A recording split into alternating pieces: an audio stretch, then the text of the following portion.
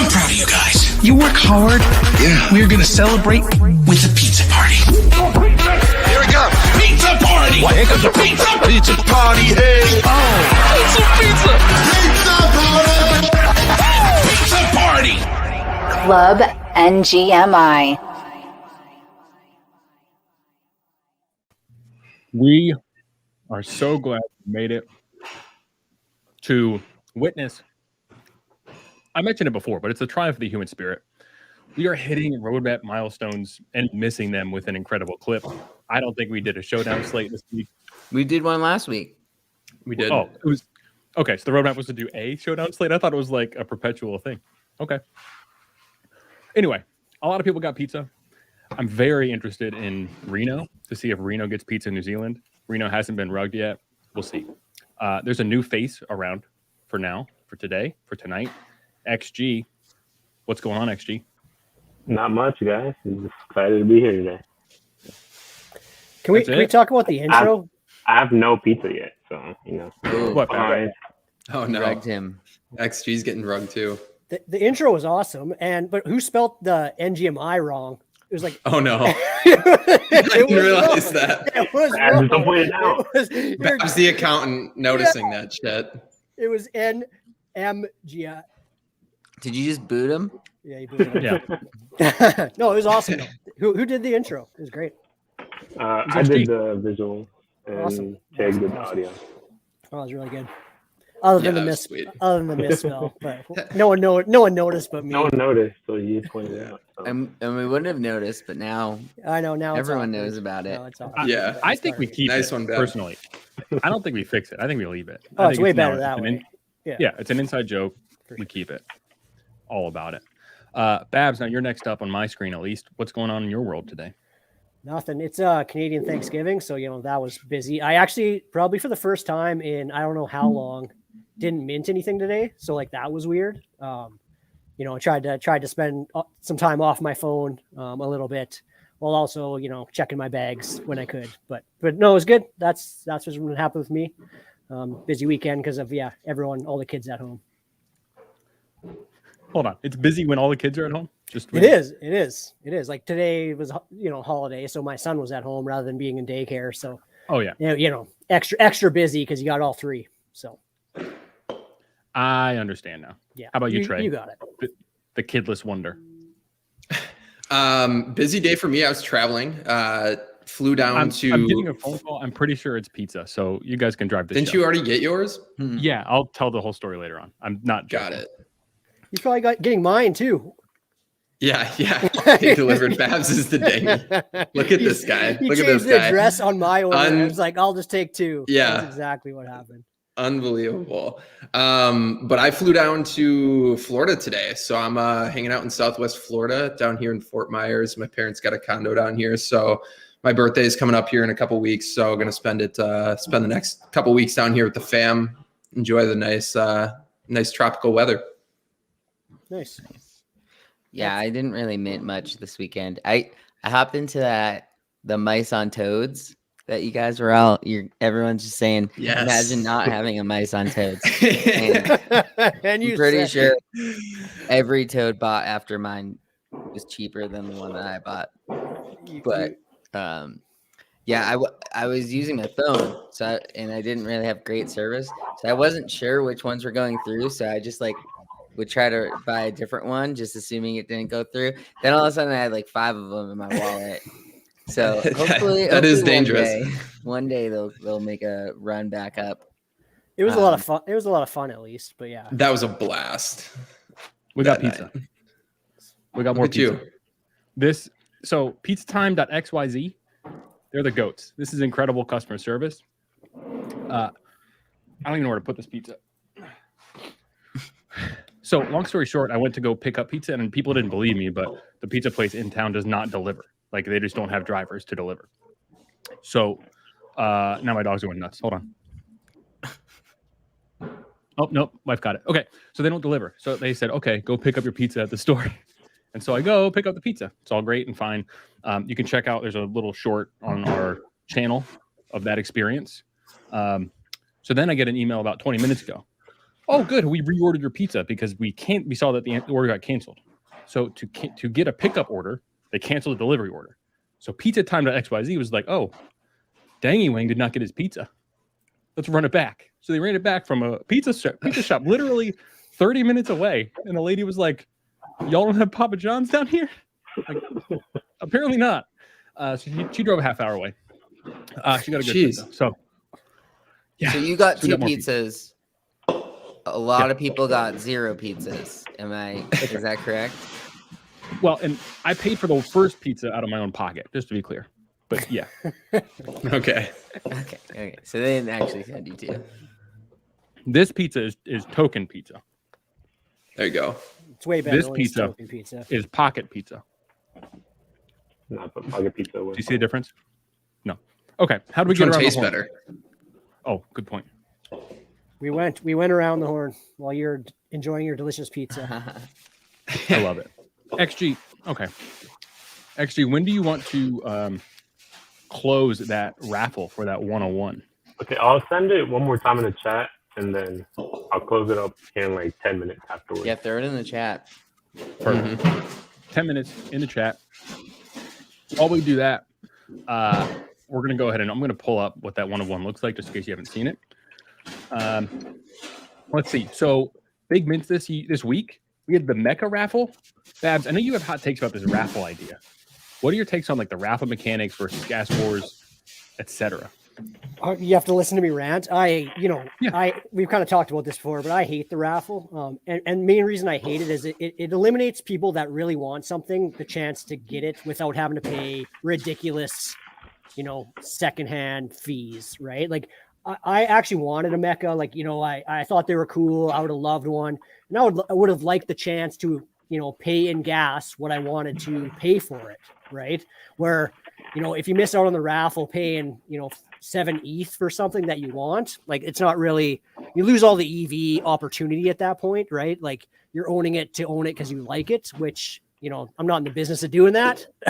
I still want to be able to make some kind of money. So yeah, the raffle, like it just ruins it for me. It's not like what I like. I get trying to make it fair.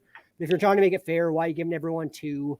And if you're trying to make it fair, why don't you do a Dutch auction, right? Like make people pay for it, what they think it's worth, right? At least then I would have been happy with the Dutch auction. I could pay for what I wanted to. Price might appreciate after, but that's the risk I take. Where a raffle is just like pure luck. People are multi-walleting. People are botting it.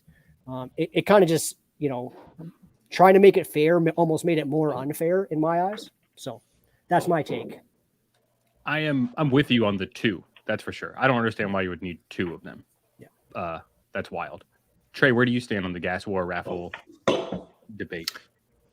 I mean, just selfishly speaking, I hate raffles. I mean, I think anybody that has been in the NFT space, for the last couple of months is going to hate a raffle, just because if you know how to operate during a gas war and just, I mean, yeah, raffles are just the worst. I mean, I come from the sneaker community too, and that was a big thing that they were fighting against was bots and all that stuff. And it ended up coming down to, they switched over to, sneakers did, or Nike did the sneakers app where they did everything through raffle, and it just killed it. I mean, nobody ever wins sneakers raffles unless you're super lucky. So there's just it almost takes the fun out of it. Like part of the fun is having that, gas war and having your heartbeat get up and kind of being in the moment and trying to decide what you want to pay and that kind of thing. Whereas with this, it's literally, you just go to their site, you enter the raffle, and then you just sit there and hope. And that's all you can do. You just feel powerless, out of control. At least when I miss a mint, like an Art Blocks mint where I've tilted before and I don't get it, but at least I tried, right? Whereas this, it's like, yeah, I guess at least I entered it, but what were the odds that I actually ended up hitting? Not very high. So yeah, not a fan of the raffles. Lou, raffle, gas war, It's other. It's tough balance because on one hand, there are people that don't know the strategy of the gas wars, and maybe they don't have as big of a bankroll, and it's their first NFT, and this is their chance at it. So like, there's that side to it, but it's also then all of a sudden the floor is 5, 7 ETH.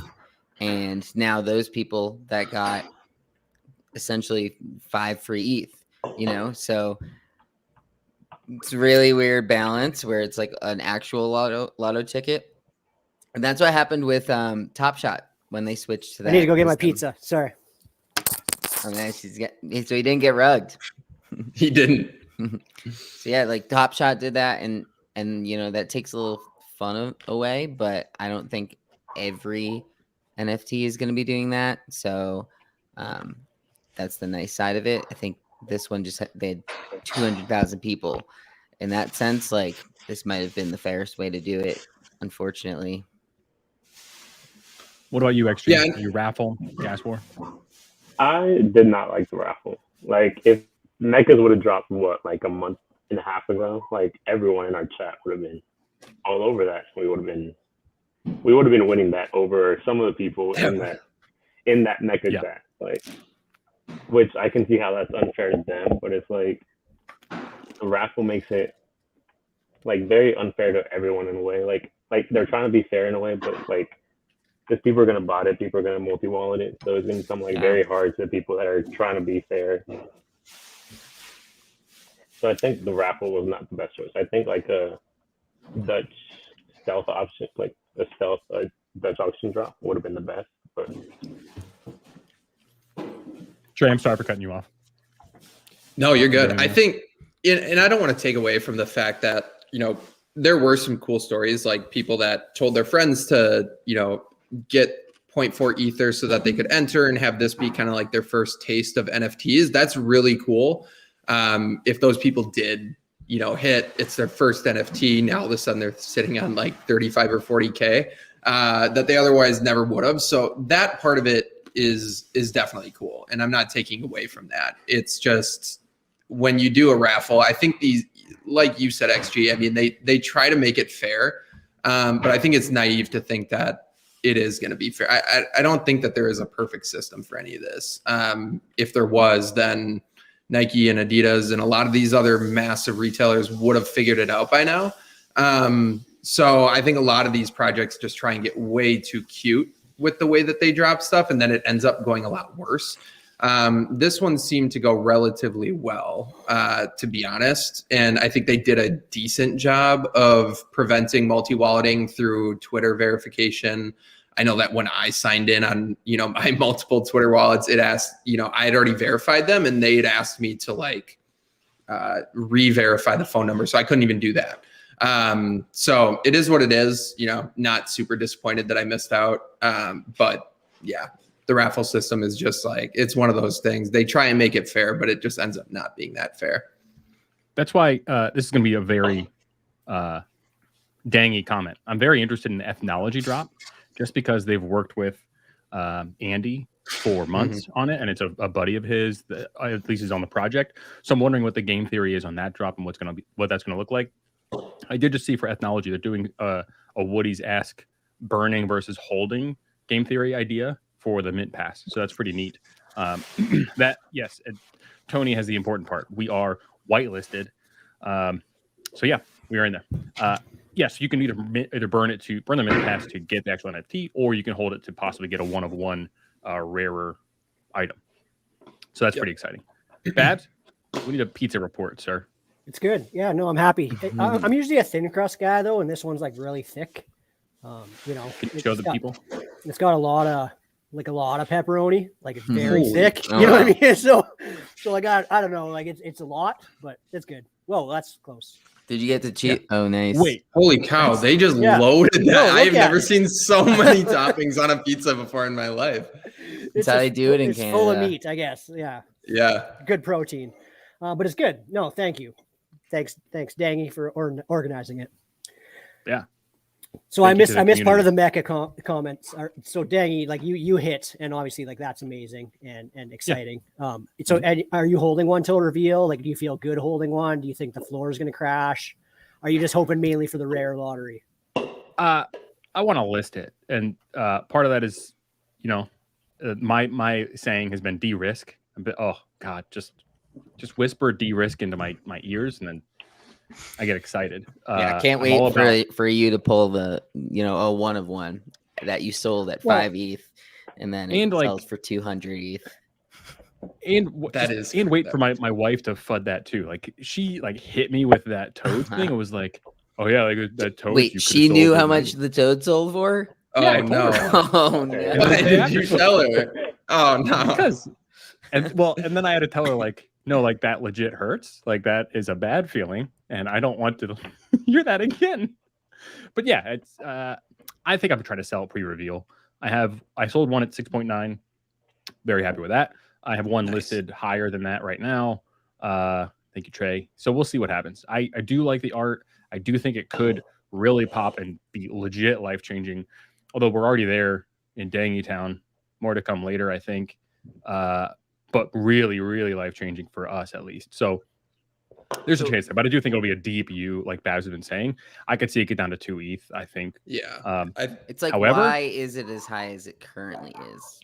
I was I'm wondering that too. It just does not. It doesn't feel like it should be, and I don't even know why, to be honest. Other than it does feel like most of the projects, maybe recently, that have been pumping and doing well, aren't necessarily just cool art. They've got more going for them, whereas this one is like, I'm pretty sure this one is just propped up completely on these look fucking dope. And that's pretty much it. So I would, if I had minted to, I would be pretty worried if I was holding into reveal, unless you hit something big, which is always, I mean, with this type of drop, I mean, that upside is pretty crazy. I mean, like Lou said, 200 ETH maybe, right? If you sell it right away. Yeah. So, I mean, it's definitely something you got to weigh. That's for sure. You definitely I'm not going to blame anybody. The Oni drop, that first day stuff was going for 20 plus. Yeah. I think it'll be similar to that. Yeah. But I don't know. Aren't these all just going to all look rare? That's my concern with it. I think so. I think they're all going to look pretty unique. Babs, you're still on mute. Sorry, guys. My worry is they're all just going to look the same, right? Like we kind of seen this with other projects, like Surreal. We really like the art, like it looked cool, and then once they all got revealed, they all kind of looked the same, right? Kind of the same thing with Savage Droids. Like if everything has kind of the similar properties, like what differentiates yours from the other one, it does kind of like make it less appealing, I find. But I think with Meka, there's like kind of two things going for it. One thing is the unique owners already. Like I haven't looked lately, but it's got to be over 5,000 people owning, 9,000 tokens, and that kind of keeps the floor up. If people only want, they have one, they want to keep one. There's just less people selling. So that it has that going for it, and it had that going for it from the drop because people only had 2. Yeah. And the other thing is people just have more money now, right? Like people's ETH balances are way higher than they were 2 months ago. Like wealth has changed hands. Like all of us have more ETH than we had 2 months ago. 6 ETH isn't as much as it was beforehand, like 2 months ago. Like people can afford Ori that. Has like 10 ETH now. Exactly. Like people can afford that. It's not like it's 90% of their bankrolls anymore. So I think it's those two reasons why the floor is so high, to be honest. So let's talk about Ori real quick, and then I want to get back to pizza. So we'll make that transition. So Ori was our red paperclip. We want Ori to make it. He made it incredibly quickly, and now he's being incredibly reckless. Can we just agree on the show that like we're done? Our fiduciary responsibility of Ori is over, and he's on his own? Because I'm really sweating him minting these pieces of dust that he just keeps doing. I really hate it. Can we agree with that? Ori, like, he slid into my DMs today. He asked me some questions. He's asking the right questions. I don't think he's gonna blow it all. Like he knows he's been pretty lucky, and he knows how much, how life-changing some of those wins can be. Like, I don't think he's just going to blow it. I think he's also having a little fun. Like, let the guy have a little bit of fun. He's not minting like 20 of these dusty things. He's minting 2 or 3. He's not getting 10 of those, whatever, those dogs that Davis minted earlier. It was funny because Davis threw in there that he minted 5, and I had just opened the contract, and I saw a group of 5. And then right under it was another group of 5. And I was like, I think he submitted that twice. So now he's got 10 of those. What were they? Something pup, right? Golden pup. Yeah, that's right. So what were XG those? I didn't even see that. Oh, don't Trey. I mean, you could look them up. Yeah, they were have golden like puppies. 1,500 minted. Were they golden puppies? Yeah. What happened to the Carlini rule? Oh man, no one. Davis does that just rule anymore. jumping the gun. Well, I think because Dan came in and he said that he got 10. Because Cole has 100 of them. Cole minted 100 of like the first 500. So people are thinking, oh, Cole is attached to this project. Look what he did with Pudgy Penguins. It's the type of thing that people like to ride with, you know. So XG, you grinded up. I believe when you started, you had a fairly low bankroll, not to get in your pocket, but I remember you being fairly tight. What was your strategy early on? I started with 0.3 E. Was what I got in with. And at first it was just, I guess what everyone was doing, just mint like what everyone was minting and then just hope for a rare and stuff. But at first my strategy was like get 1 or 2 because that's all I could afford really. And then just, I would always get the guaranteed profit before reveals. Like I would always just lock it in because I always felt like I couldn't gamble on risking it, because it was like, once you turn, like when you first start, like you turn E into like dollars and then you see it as a lot. But after a while, like I think my Animeta's mistake like kind of helped me like holding stuff, and it's helped me out, like it's helped me get some waves. But I think what I've made the most on has been just writing floors. Like I'll pick up, I think Oni ones was something I bought like very low and then I just rode that all the way up. Mutants I got in like on the Dutch auction and then that helped me as well. But it's just, I think it's been more about writing the floors for me than actually getting the lucky mint. Yeah, that's how that's my take on that. That's my take on mechas. And what I'm afraid of is if you get like a mid rare, they're just not liquid. Like tough. It is. You basically have to sell it for floor. Yeah. If you want it to be liquid, or you just set it for a price and let the floor run into it. That's pretty much what happens. Like nobody's buying that floor. Like I had a gutter cat that was the same way. Like it had some decent traits. Like it was ranked like, in the top 1,000, but you try and list it for a premium and it just doesn't get any views. It doesn't sell. Like it's tough. It I feels think like that's when it has to look cool. Yeah. Feels like anyone who wanted a mecha would have bought one by now almost, right? Like who's going to buy a mid-tier rare after the reveal, right? Like you would have already bought one. You would have bought on the rare lottery, right? Like unless there's like a trait that people just really, really like sometimes you see that, right? Where it's like, it's not even a rare trait, but people just dig it. Yeah. You could see some of that, but I would agree with that. Yeah. Like I bought in, I bought in at like 7 point something on Mecha. And then my idea, I wasn't going to hold till review because I knew they were going to drop. So like, in my sense, that was a good play to buy at that time. My mistake was not selling when they got close to 9 later that night. So I held over the night and then they dropped a little bit, but I took my losses on that because I know in my head, I know they will drop some more. And what I was ready to risk now, like I'm just going to go in and pick one that I actually like instead and just like hope to ride that floor or whatever, like I have been doing. I think it's sharp for sure. All right, Diana has a question. Best advice on people starting with a low budget like XG. Now it's very clear. It's whitelist. We're in a whitelist meta, no doubt about it. I have a buddy in real life, from middle school. I've known this guy. I cried. I went to the bathroom at work to cry today. Like that's a thing that really happened because I was just so excited about this orc stuff. And he hit on 2 orcs for a whitelist and sold them. And so now he's in the game. Now he has Ethereum to play with and can play the game of it. So yeah. So it's whitelist and it's no doubt. That's a little bit hard, that orc one, because it was you had to be there or you had to be Babs. I'm still honestly not sure how Babs got on the whitelist for it. Wait. So Babs got on. I didn't even check, to be honest, because I had messaged like 3 total messages in there.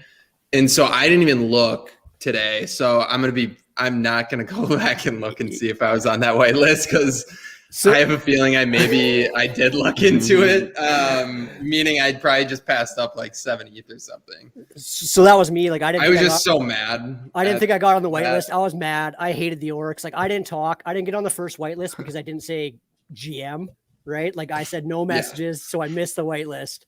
And I didn't really talk much after that. So I kind of just assumed I wasn't getting on the second whitelist. And I was like, I'm going to bring up the contract and hit the mint button. Like sometimes people mess these up. So I hit the mint button. I didn't get gas errors. And then I knew everyone was going to hate me. So I didn't really talk about it. I still feel bad about it. So I'm kind of sheepish a little bit. I have a feeling the chat's about Oh, go for it. No, I was just going to say, I bet people are looking to see if I'm on the whitelist right now. Oh, I have a feeling I probably am. Real talk, dude. Like, do not look, because then if you know, you're going to like DM Trey or DM somebody else, and like just don't. Don't. I'm a little bit better at getting over that kind of stuff than some people, I think. So I'm actually kind of curious now. Well, were you in the chat? Were you in the chat when one guy? Well, Dangy. I was flying, or I was traveling, so I was like at the airport and stuff. So I wasn't sure if I was even going to be able to pull it off. Dangy tagged people like 2 minutes before the deadline, saying like, this is your last chance. And then one guy didn't mint yet, and he's Marv, I got in there for that. Okay, wasn't sure, but yeah, like crazy. I was Marv's not alone. Marv's not alone. There were 2 people in our chat that got in on that same block. It's crazy. It was the block before the public mint. It's insane. Yeah, just like sleeping in. I slept in, so I almost missed out on 30 grand. But I'd say the other advice for people with a low bankroll is go in on the mints. Go in on the mints where there's a pre-sale and there might be a lot of activity, like a lot of sales activity. They seem less risky. Like those mints that there's going to be secondary activity because there's already a lot of activity on like the pre-sale items. And then when you mint those, you mint them and you sell them pre-reveal for guaranteed profit, right? Like if you're building up a bankroll, always sell pre-reveal, always going on mints that seem lower risk because they have delayed reveals and people are interested in them, right? Like you can grind out, 0.02, 0.03 on all those mints. You're doing it slow, but just like take the profit and move on, right? Like that's my advice.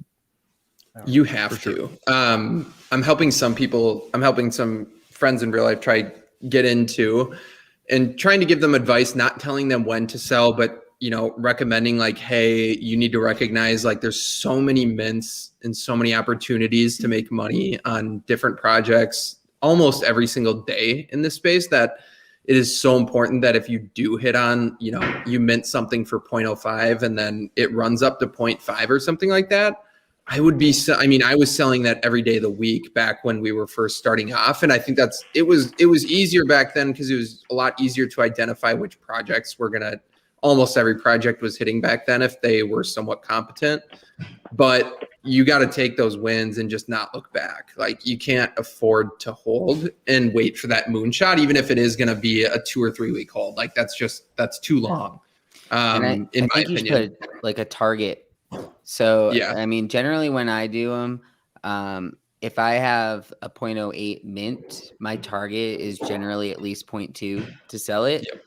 If it gets up to that in the pre-reveal, then you're getting profit, and that's basically a 2-for-1.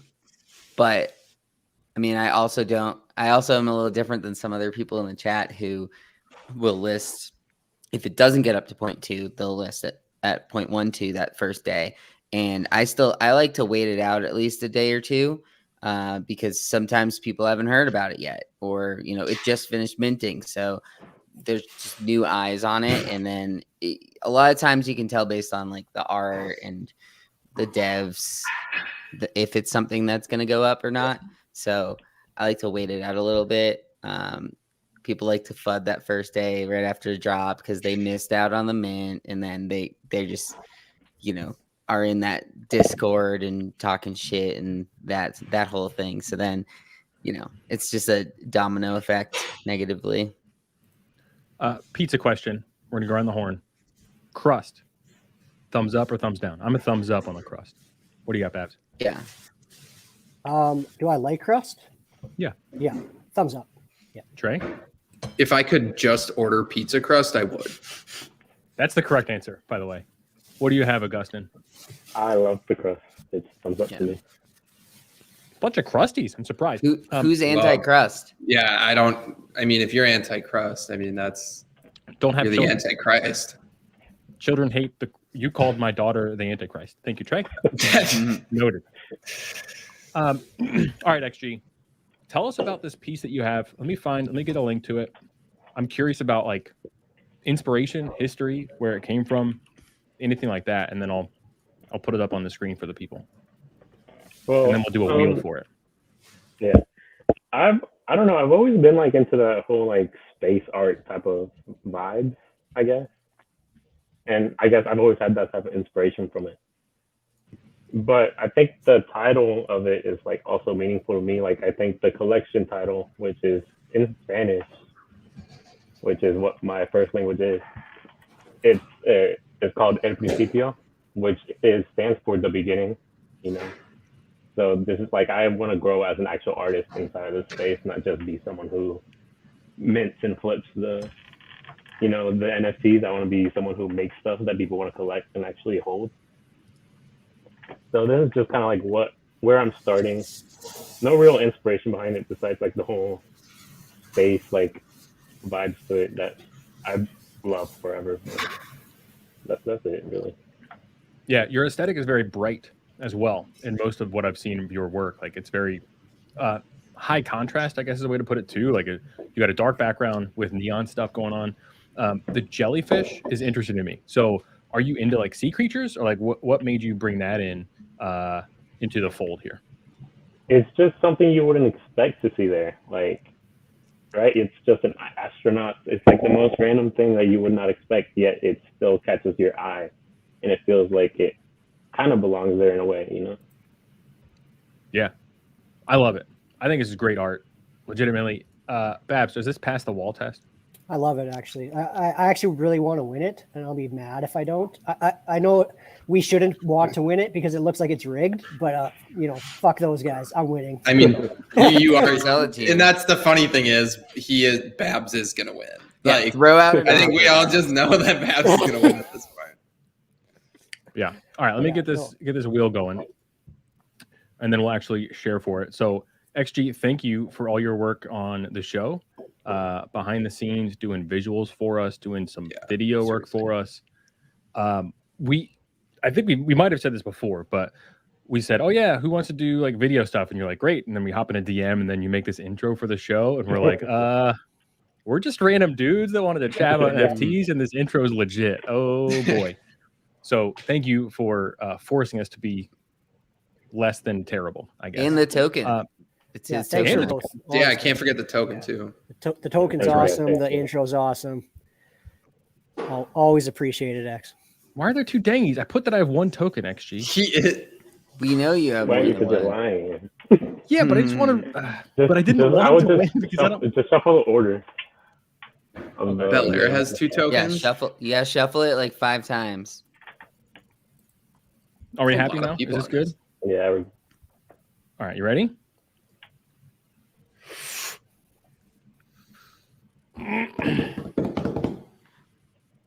Oh my God! No way! No fucking way! It's rigged. Perfect. It's rigged. That is rigged. That is rigged. It's so rigged. Yeah, but XG is gonna get that influencer pump when everyone sees the token sitting in pizza, sitting in the overset OpenSea.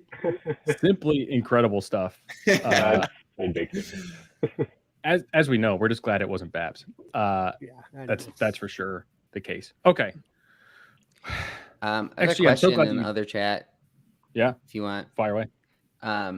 It says, "What do you guys think about projects where you have a whitelist, but there's low activity, pre-sale?" It said bots, city roots, TOR. So, do you pass on like the public sale, or do you still mint public sale? That's a great question and applicable for today. For today, like bots, I had pre-sale where I could have minted 10. I thought about it a long time. I looked. There was hardly any sales pre-sale. It was an expensive mint price.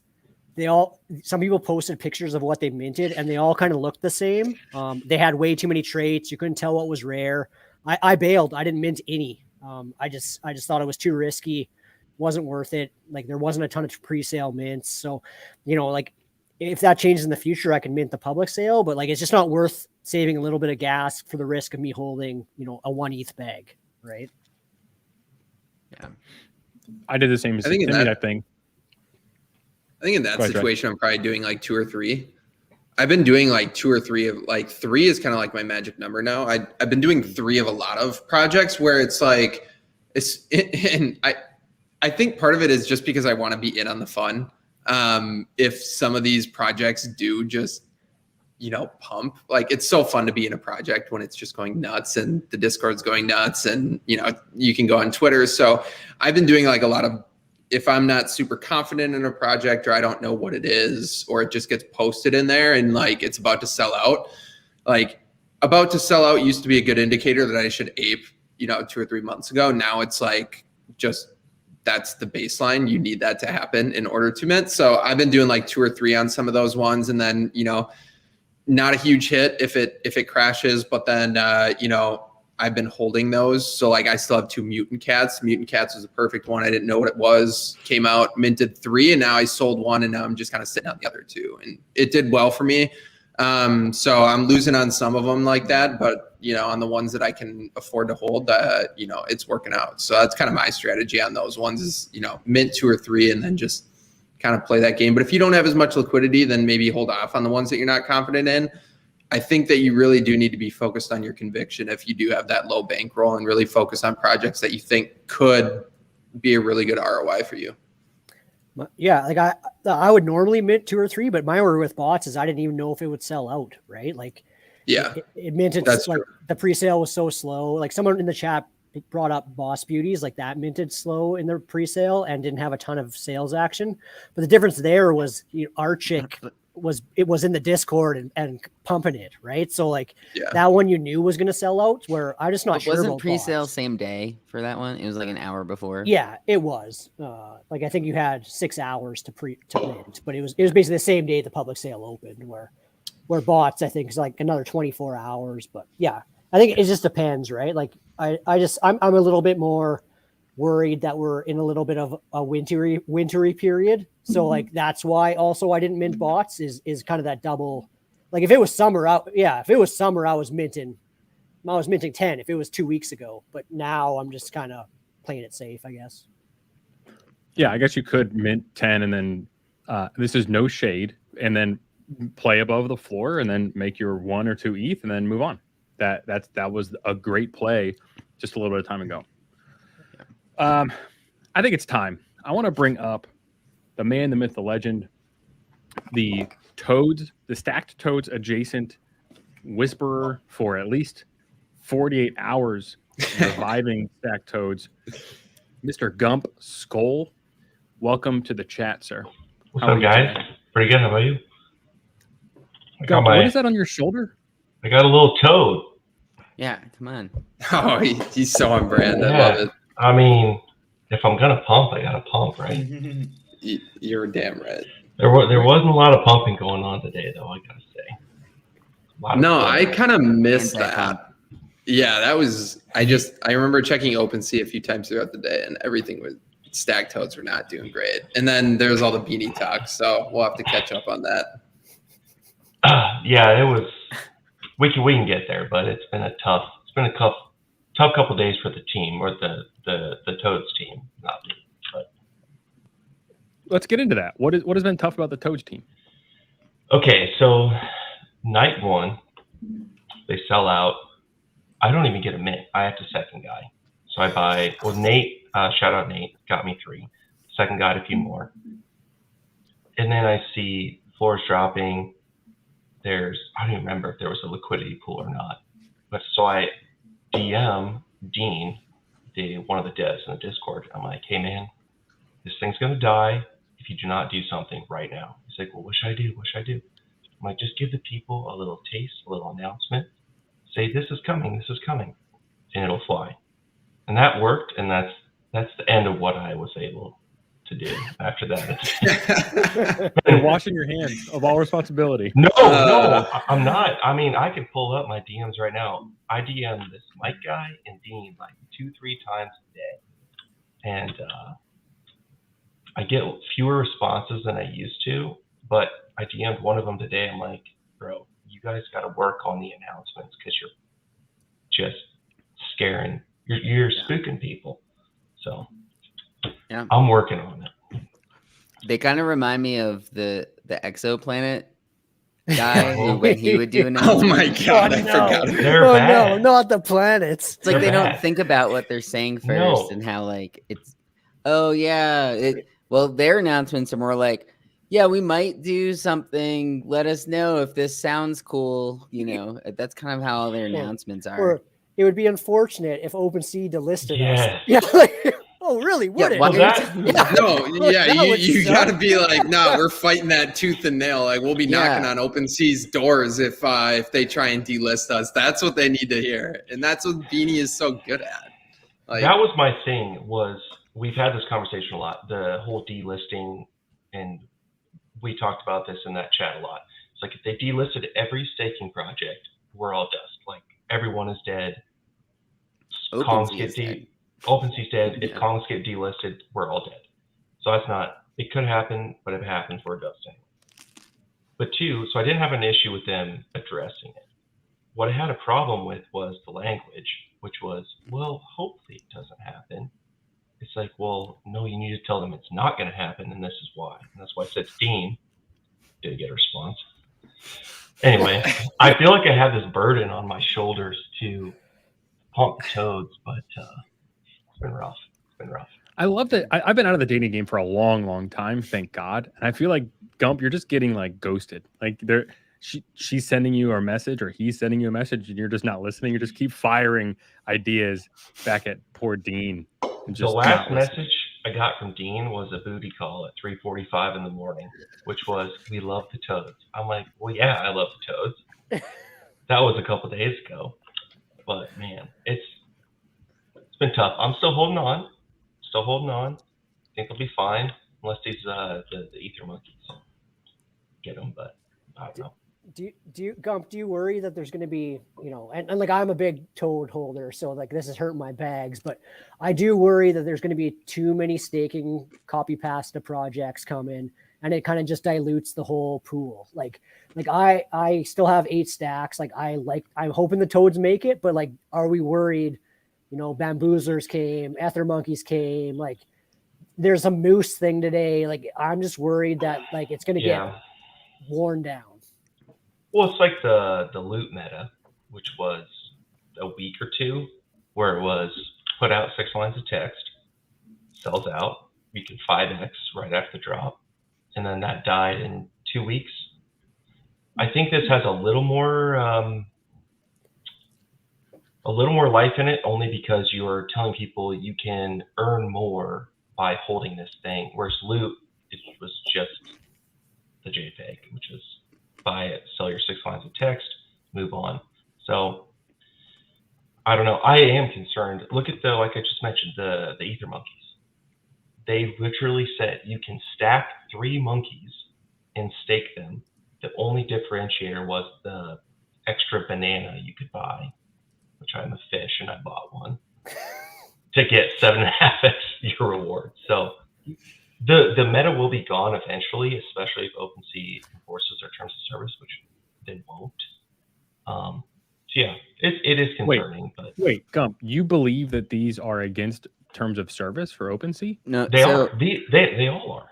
I think it depends on how they word it. That's their like the OpenSea big profile. Yeah, that's it's how interesting. they have to word it very particularly, and that's what the DAO turtles didn't do. They like expressed like this is a way to make money, basically. It is. And that's why if you read did you guys read the groupies announcement today?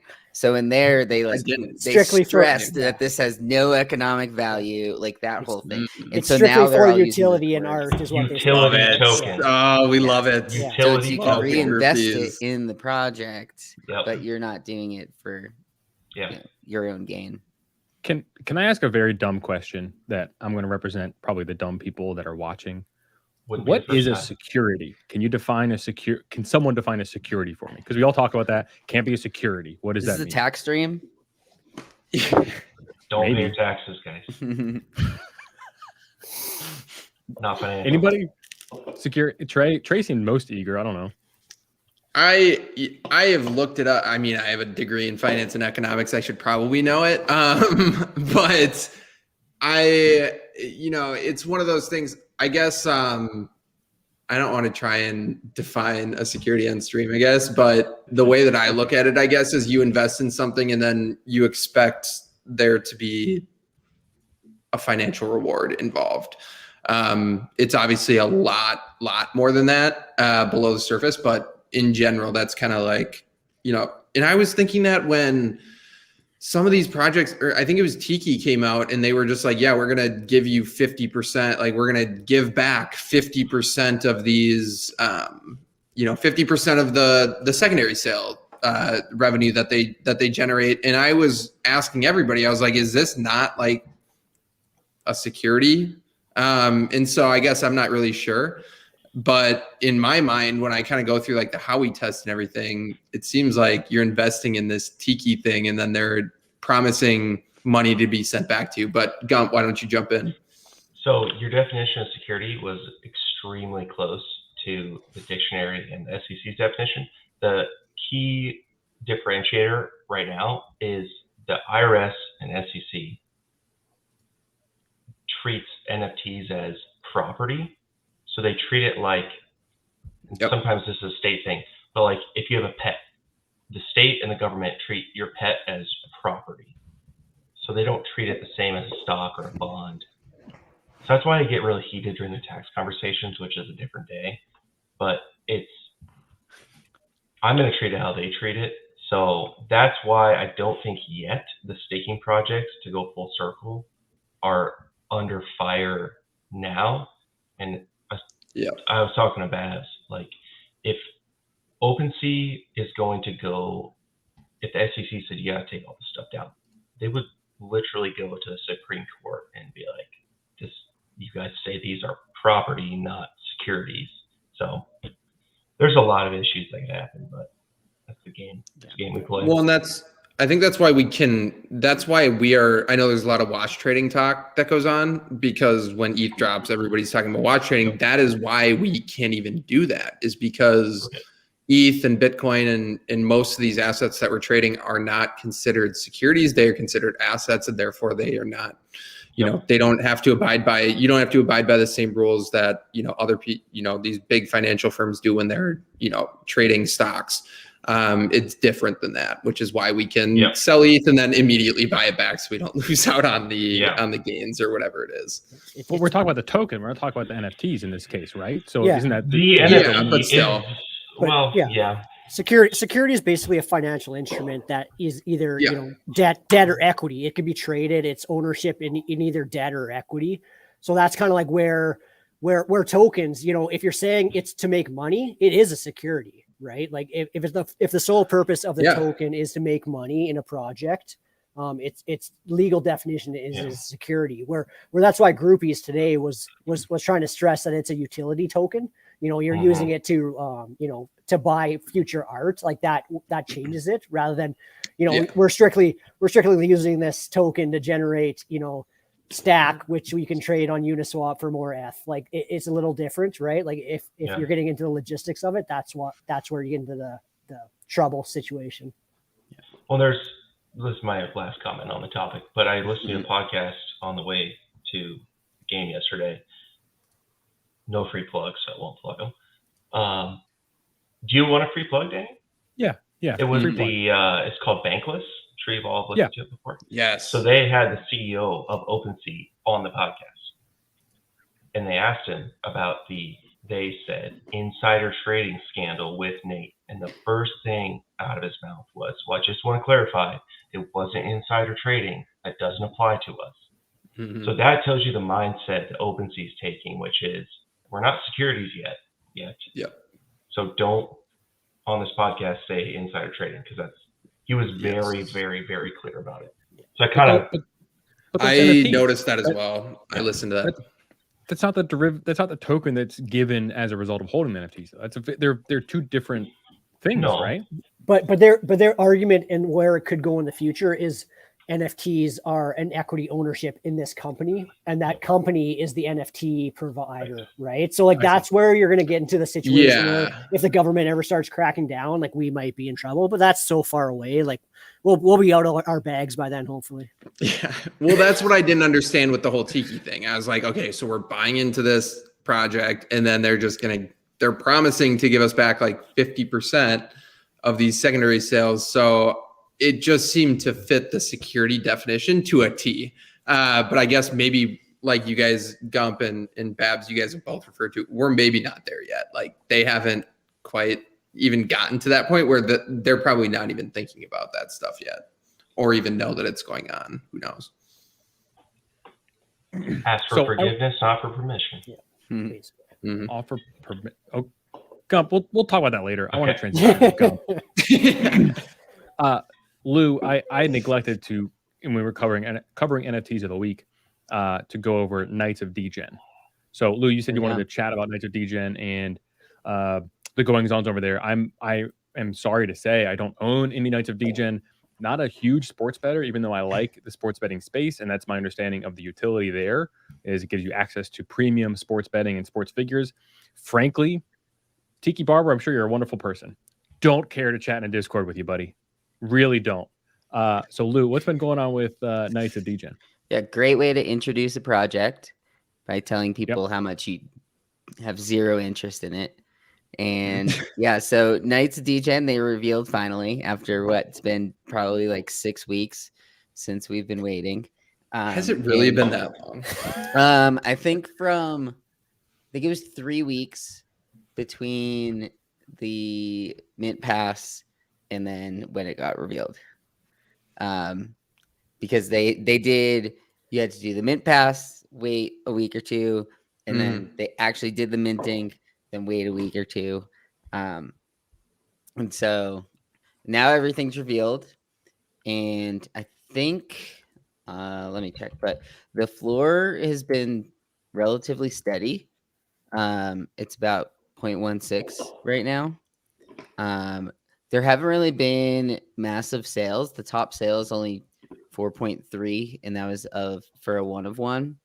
I think there's kind of, you either love it or you hate it as far as the art goes. It seems there's kind of both sides I've heard from people, but it's a project that seems to be onboarding a lot of people into NFTs, especially people that come from the sports world. So like that's like the cool side of it.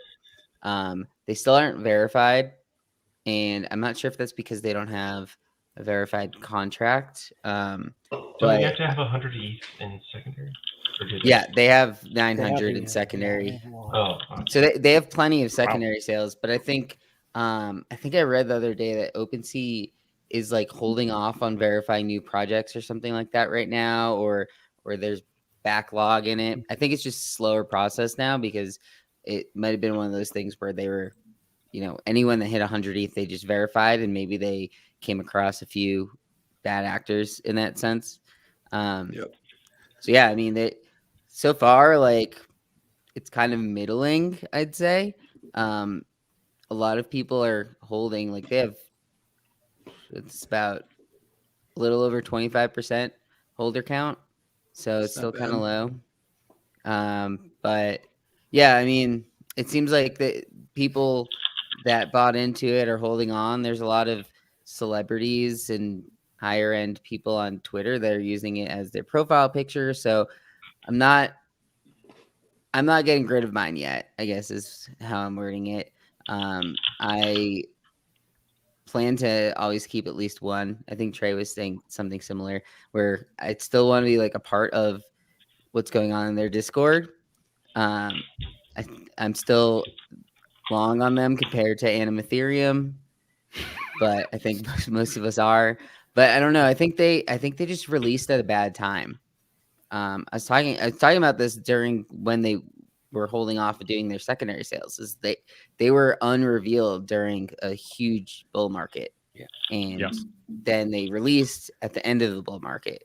So I think that's part of it, where if they came out and revealed when they were minting, then maybe that would have been a little better for them. But yeah, there haven't been a ton of big sales yet, which is, I don't know, somewhat concerning, I guess. They kind of hit part of the bull market, because I remember they were selling, like, Lou, you sold one to Draw a Rule for over 0.4 unrevealed at one point. So they kind of hit part of the part of the bull market.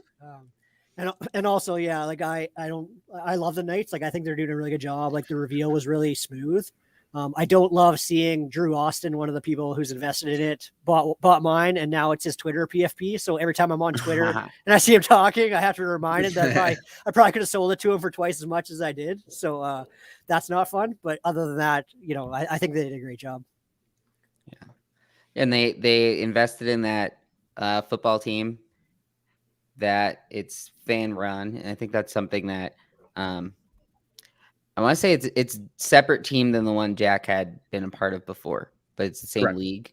So I don't know much about that league, but it's cool to see them immediately jumping in and showing people, like, here's what we're doing, here's the connections we have. And that's really what drove me to that project, is they have a lot of connections.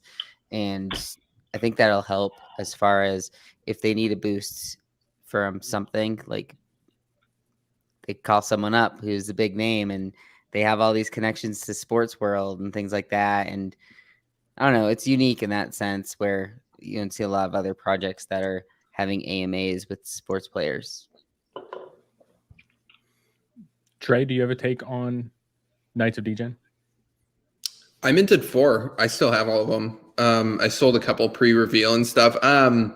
The art is what it is. I mean, like Lou said, I mean, seriously, there are, like, I am not personally not going to hang it on my wall, right?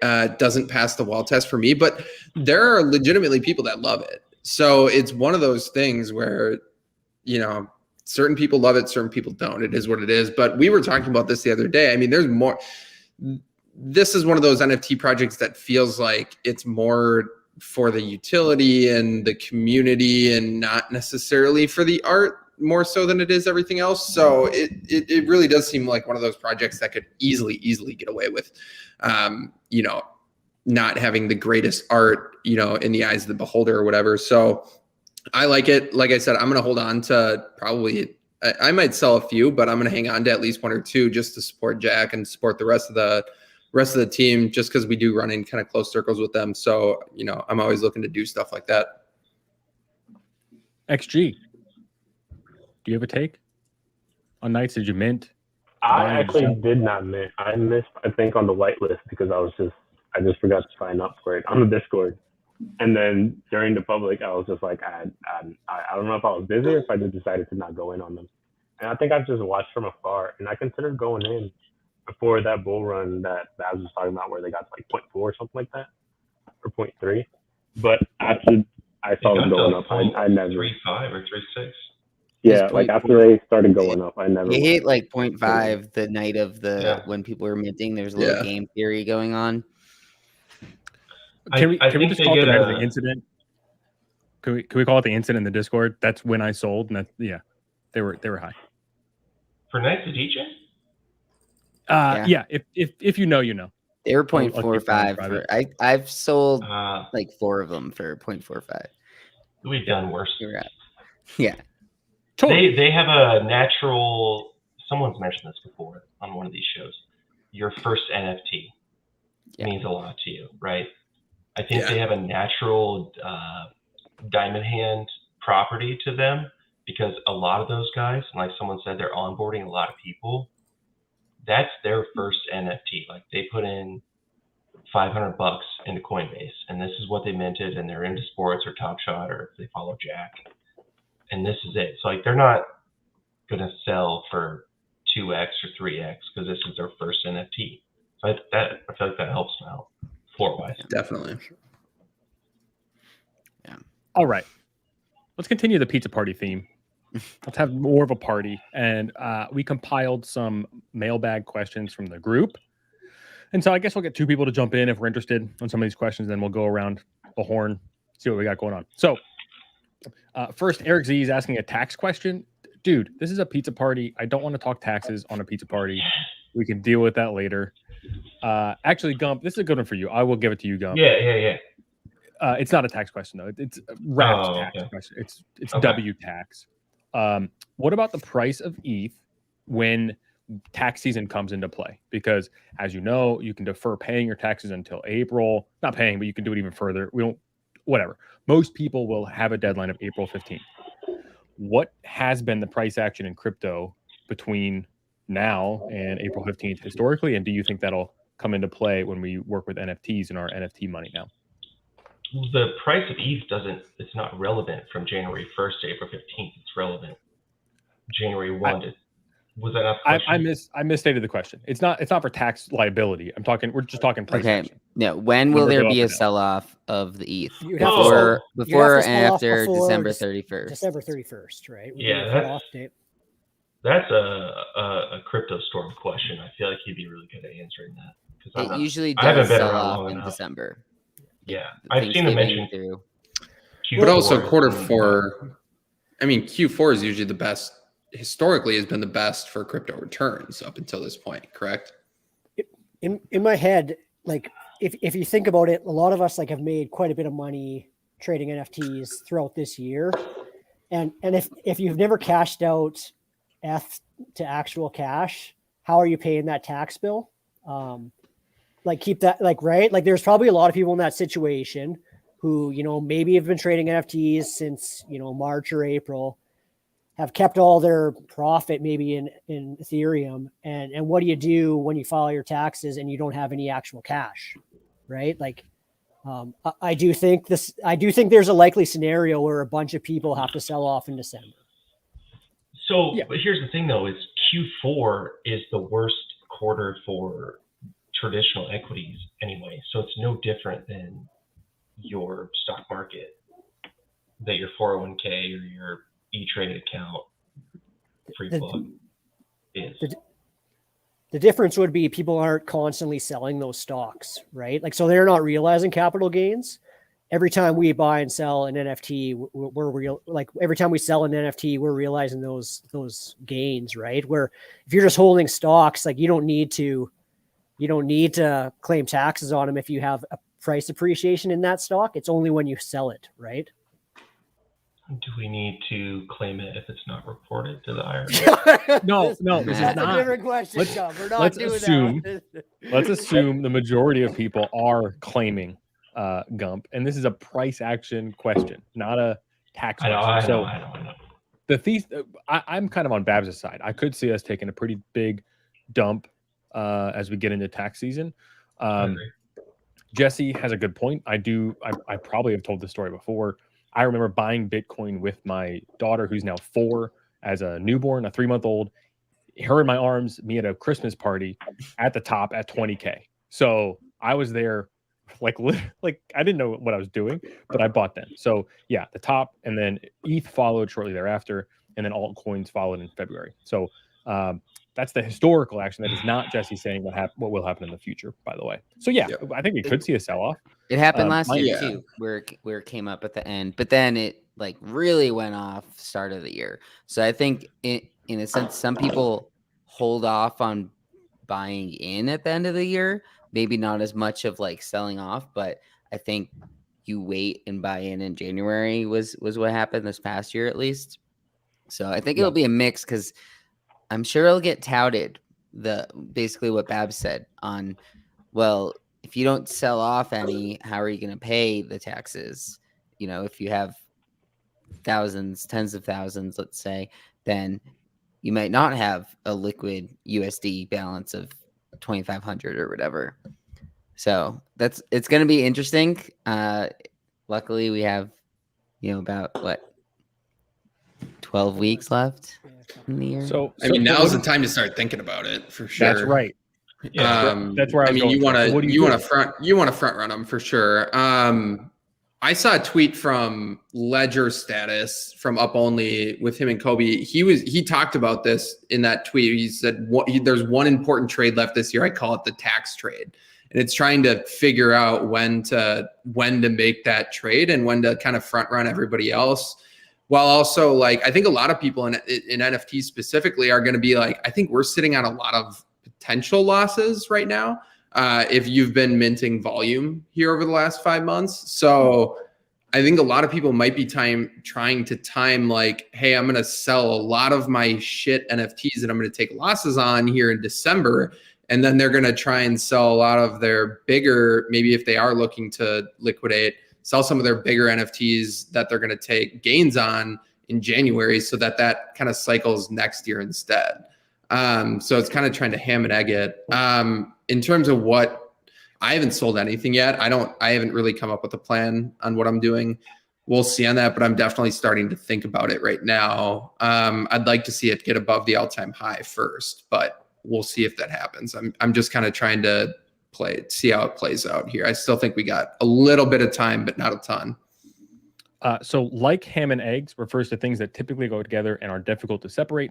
To ham and egg it is to plug away at something. Ham and eggs or ham and egger can also refer to an ordinary, unskilled, or mediocre person. To all those who had no idea what the hell Trey was saying when he said ham and egg it. So that's what that means. That's funny. My personal answer and my strategy is a very on-brand strategy, which is dollar cost average in, dollar cost average out. Forget it.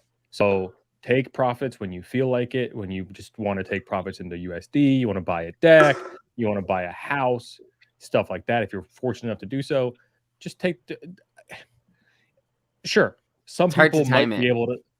Yeah, some people might be able to time it. It's impossible to time it. I mean, I sure as shit can't, and you likely can't either. So don't try and don't worry about it. Is my point too. Well, like, you should worry about it, but I mean, you definitely got to have. It's got to be top of mind. Yeah, because like some people. I mean, if you're sitting on fat stacks of ETH, I mean, it's going to be, especially the amount of taxable events that you've probably racked up here over the last 5 or 6 months. It's got to be top of mind right now for sure. Correct. All right, let's shift gears a little bit. Davis Maddock of TakeCast fame wrote in, "How am I so bad at this?" So I want to take this seriously as a question. Like, we've seen a lot of Davis's moves. Gump, what advice would you give to Davis as far as trading NFTs? So, a couple things. Davis is a busy guy. How many hours do you guys spend in front of your computer for trading NFTs? It's a completely rhetorical question. A lot. You have to be engaged all the time. Number two. Yeah. The old Leany rules. Davis doesn't respect the Leany rules. Like the golden puppies today. You gotta. I mint stuff even to this day, like based on what the rest of the Discord is doing. If only 1 or 2 people are like, I minted, I'll think about it. If 50% is like in for 10, in for 20, in for 5, in for 1, that's when I go in. Because you have to trust that the people that you have engaged with on Discord are sharp enough to know when something's good, when something's bad. Davis, I love you, bud, but sometimes you don't follow the leading rules. Who else has advice for Davis? I think one of the other things that, and Davis tries, but one of the other things, and I love Davis too, is he gets scared sometimes on those mints where he shouldn't be scared, right? Like, so those mints where we're going hard after it, like gas is high, he gets worried that I don't want to pay 0.2 for this. But that's not the point. Like, I know I don't want to pay 0.2 for it either, but I know someone else might pay 0.4 for it later, right? Like, that's where he gets hung up on a little bit sometimes, is he's scared that in his head he thinks it's too much for him to pay for. 100%. Yeah. That's one of the things I learned really early is I watched you guys do these art blocks drops. Celestial Cyclones was one of them. And I just watched. And gas went to like 900 or 1,000. And I was like, oh my God. And then I watched you all print just straight ETH after that. And I was like, never be afraid of gas again. Yeah. Sorry, Lou, I interrupted you, but. Well, to go off that point, like high gas just means high demand.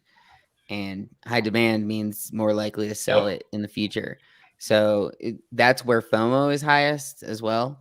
Like, oh man, like all these other people just paid 2 ETH for this. Then I'm going to buy it at 2 ETH and someone's going to want it for 5 ETH and that sort of thing. So like, that's really part of it, but I think Davis just jumps into too many things without like looking into them at all. Because I mean, you could have looked at that one today and said, "Oh, there's only 700 minted," right? Like, then you just watch it. Like, you don't have to hop in at 700. You can hop in when you see it move from 700 to 2,500 in 20 minutes. But if it's gonna take, I mean, I still think it's not even at 2,000 yet. So it's one of those things where you regret it more when you jump in early, I think, than missing it late. So I Watch usually the will pendings. wait. Then you have to pay more. Oh, pendings are really good. Watch the pending. That's pendings the is advice. huge. Watch the pendings. And I try to keep updated on that stuff in the Discord when we're doing that. I don't know how many people care about it, but for me, if I go to the contract and I see greater than 25 pending, I said, this is worth clicking on. Let's watch it. That's a big piece for me. Gump, keep doing that. As a member of the Discord, please keep doing that. That is helpful during a mint, by the way. XG, so to Gump's point, Gump said he watches people in the Discord, which is interesting because I will, if Gump says he's minting, I will follow Gump. So it's very, we do fall into, we've fallen into this trap at least once that I know of as far as the Discord of like, yeah, well, I'll mint it. And then we're like, uh-oh, who's going to buy it now? So, but XG, what do you do? Do you watch people in the Discord as far as what the general group sentiment is, or what do you what's your strategy when you're minting these kinds of weird projects that just fall out of the sky? Yeah, I think I usually just follow you guys, honestly. Just if the majority of all of us like are going in or we're excited. Or another thing is if I personally just like really like the art or something in specific is really like, for some reason I really like it, then I'll go in like early. Like for example, I think the gauntlets were one of the things that I went in real early because I just really like the artist himself. And like I think the whole Discord waited like 2-3 days, and then that's when everyone started minting. I do remember you saying that. You're like, yeah, it's Boss Logic. I'm like, who? You're like, it's Boss Logic. Like you're not gonna make it, Dangy. And that was pretty interesting. That's Trey, what I happened feel with like the Toads. Similar with the Toads. People don't know who Gremplin was, so then they're like, why are people loving this? Hey, and I think that's why it's important to have, I go off of our Discord, just as much as anybody, right? Like if the Discord's going nuts, I'm probably minting it's hard not to. I tried not to mint the koalas the other day and Davis was like, couldn't be me. And I was like, God damn it. Now I'm minting koalas and they ended up being a rug. So then that's just how it works. But yeah, I feel like David, it's nice to have other sources of information, other Discords to be in, not even necessarily to hang out and chop it up in there, but just to be like, hey, are these guys on this too, or are we the only ones? Finding, that's what the Punks Discord is kind of nice. You can jump in there, and if something's really hyped, they're probably going to be talking about it in there. So having other sources of information where you can kind of go and see truly how hyped something is really gives you a good kind of gauge on if it's going to be a good mint or not.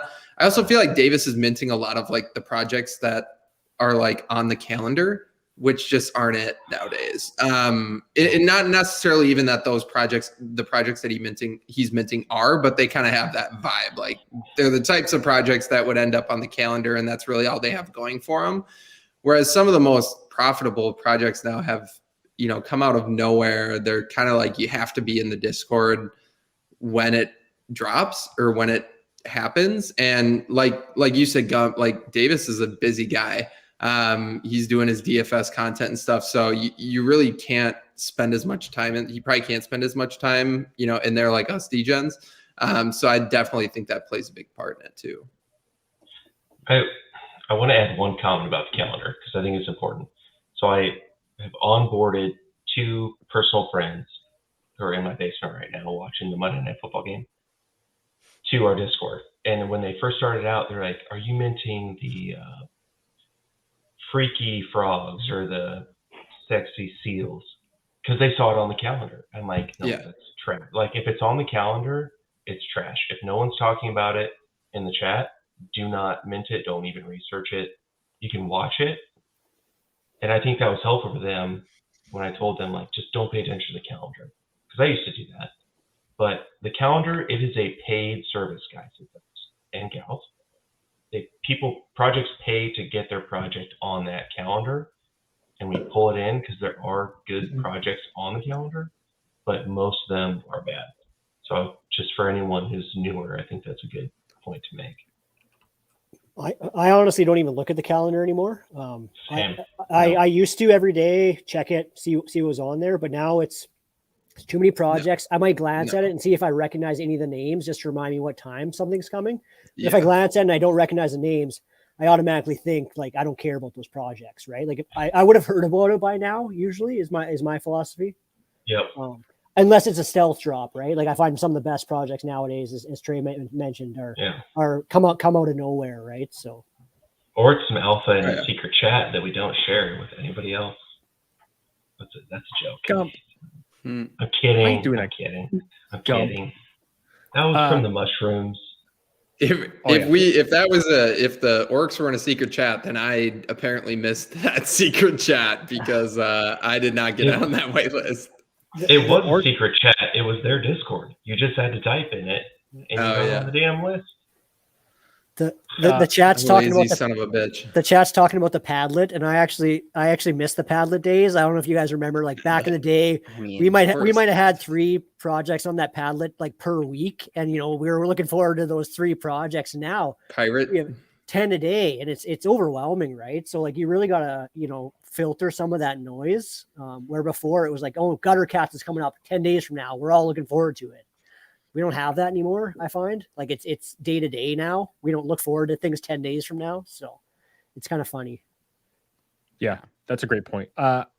Shifting to a different question from Chazan. I don't know how to pronounce your name. That could be a funny bit. Just make Dangy pronounce things. They are concerned about NFT winter. What if it does come? And then if it does come, they have a twist. What are you looking to scoop during NFT winter? So what kind of projects are you looking for a dip on? Here's an example for me. I bought a Toads at about 6.6 Ethereum, thanks to Keegs' prodding and a few other people. I DM'd Keegs and he kind of talked me into it. I like Toads. I really struggled to second guy a project that I had and I sold. But Toads are currently up and hovering a little bit above that floor. So what kind of projects are you all interested in, even at a wintry floor, if prices of NFTs start falling? Babs, we'll start over with you. Yeah, honestly, like I think the projects that survive through winter are the blue chips. Like I think they have less risk. It's those projects that people have been in for 4 to 5 months and haven't already sold them. Like they're more likely to keep them, like stack Toads. But I do think it's either blue chips and like the PFPs that are like the top 5 that everyone recognizes, or those projects that have long-term utility. So like I'm okay holding my Zed bags. I'm okay holding some of these projects that want to develop games. I'm okay holding some of these projects that come out with good art. Like those are the only ones I'm interested in terms of NFT winter time, right? Like it has to have utility. It's got to be a recognizable PFP, or it's got to have like future upside of a potential game that's not a fake game, right? Lou, what's one of yours that you're interested in during winter? What are you trying to scoop for cheap? Yeah, stuff that has narratives and is kind of like forgotten about. So one that popped up last week was Avastars, where that for a different reason it popped up, but that's one that will pump and then get forgotten about, and then pump and then get forgotten about. It's happened a few times with it, but it has like the historical significance with the on-chain side. And then something like A World of Women, I've been watching as that's gone down. Like I have a price target that I would buy another one on that. And yeah, basically stuff that I think will be long-term and will stick around. Even something like the stacked Toads, like we were talking about them getting saturated, just the idea of stacking in general. But I think right now they kind of separated themselves from the other ones. It's cheaper version of the Anonymice. It's a cheaper version of the Kongs. And that's what we always look at with the PFP stuff, is that like in between like the cheaper entry point. So I think just finding things that should be fine long-term and have something that's different or historical significance. XG, what are you trying to scoop cheap? I think mainly like the blue chip projects are what you should be looking towards. But like for example, something that I would keep an eye on would be like the mutants or the dogs, just because you can always bet on the apes to come back and have some type of hype at some point again. And the mutants, like there is a lot of them, but some of them are pretty cool, and they are the cheaper ape to get into and still feel like you're part of like the whole ape community and not be so left behind, you know. And for the dogs, like I feel like if there's any like out of those three that are gonna like jump up in price more is likely the dogs, because they'll probably have more utility than the actual mutants, and there's much less supply of them. Gump? I mean, the blue chips are good. They're fine. But you got to stack, you guys. I mean, if you're not stacking, what are you doing? No, but okay, seriously though, the blue chips are good. And I think XG's point to buying the derivatives of it's really apes, but the dogs and the mutants were a fantastic answer. Me bits too. Me bits. Low entry point. Babs, did you or Lou, did you say that stacked toads were the cheaper version of anonymized? They're better than anonymized. But they're cheaper. I'm not saying that they were better or worse. I'm saying they're cheaper entry point into the staking game. I know. Yeah. But the blue chips, the one thing I wanted to say was, I think when we talk about NFT winter, I fear that a lot of people think of it as like it's going to be 3 months or 6 months. It could be multiple years of NFT winter. So if you're going to be buying these blue chips, you got to be prepared to like ride it out for a long time, 2, 3, 4 years before we get back. Not just, I hope it's a couple months. I really do, but I don't know if it will be. Do you think it's like a store value in a way too, instead of having it in ETH? Because that's really, like, say it is over a 2-year term, like, would it outperform ETH during that time? Like, say you bought into a kennel dog for 3 ETH right now, and ETH, if ETH goes up to 5K, but the kennel dog went up to 5 ETH, then the kennel dog outperformed it. So I think that's part of it too, that it's really hard to figure that out, obviously. But yeah, some of those with like the ape derivatives are more of like a store of value where their floor is a lot higher as far down as they'd go, because of, like you said, like all of the people in the ape community, if those things fall under 2 ETH, they're just going to start scooping them back up. So, yeah.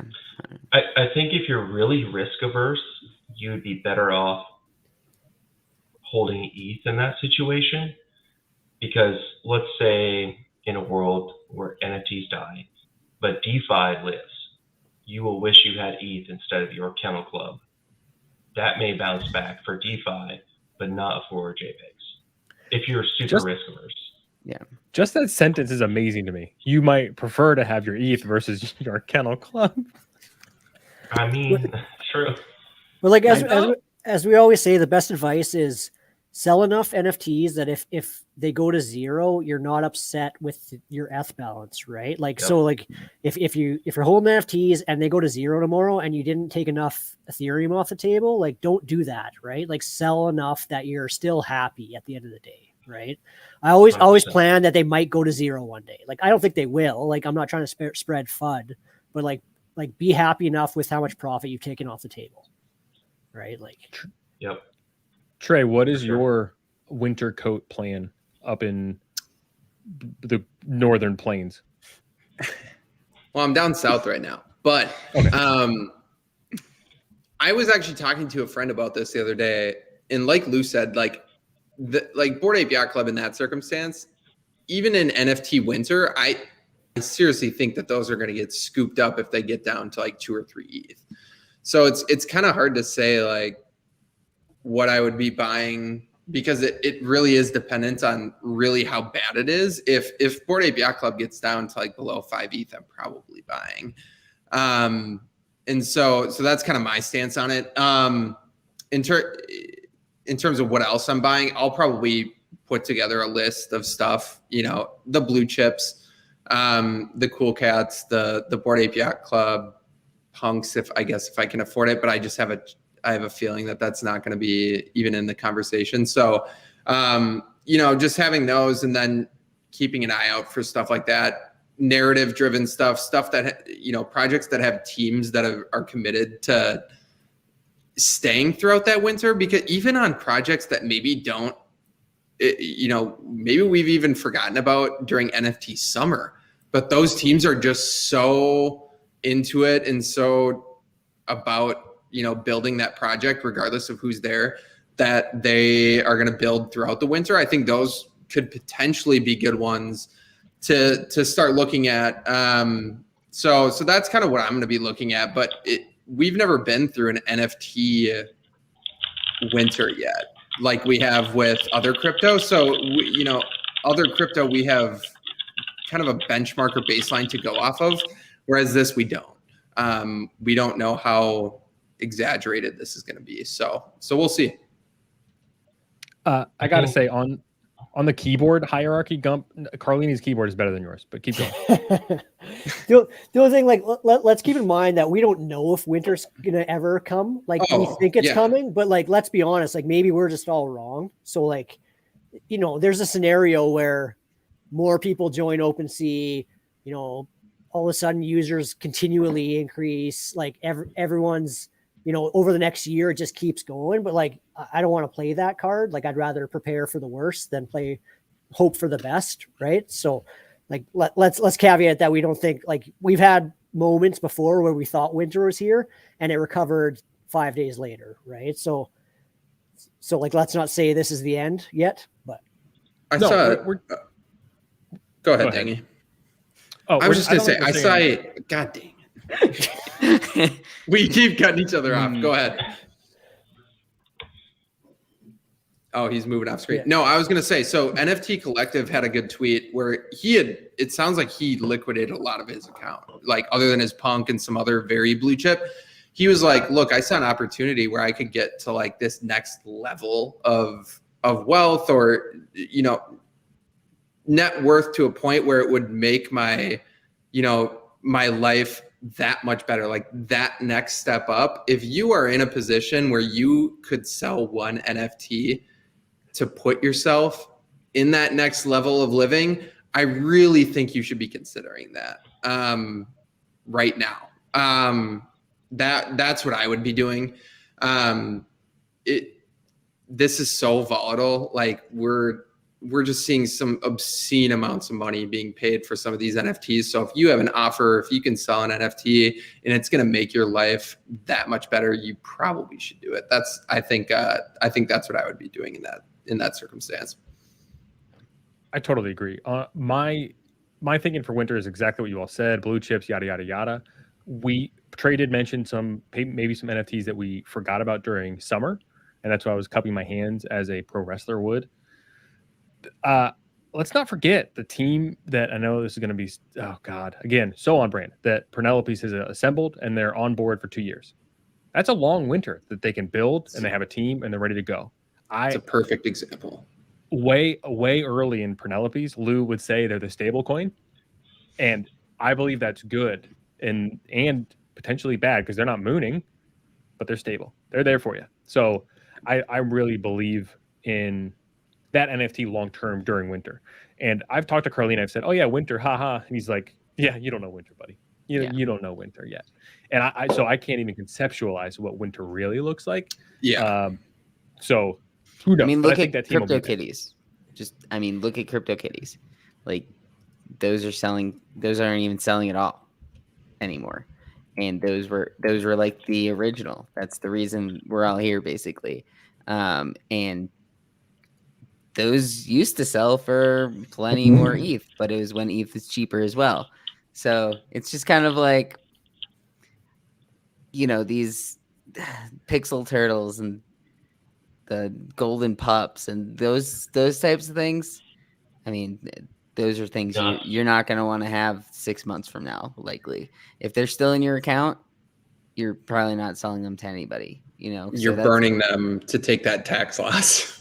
Yeah, or you burn a diaper dog, and then 8 months later they're 0.3 floor, and you wish you didn't burn them. But that I don't think that's going to happen that often. That was kind of a one-off, I think, this last week with those random old projects that started coming back. So I don't think people should look at that and say, "Oh, I'm holding on to this," because what if they make a comeback? It's that I think brought out a little false sense of the market. So I advise not to hold on to all of those types of things. But yeah, it should be interesting. I think we have plenty of time, though. People are still getting onboarded onto NFTs, and there's still a lot of new people out there that haven't bought any NFTs. That's what we saw with the Knights of Degen. These people are going to hold on to things if it's their first NFT because they're just trying to get their feet wet and see what's going on in space. 100%. Okay, let's move from the winter talk. I was trying to find a joke one that I wanted to share on the stream.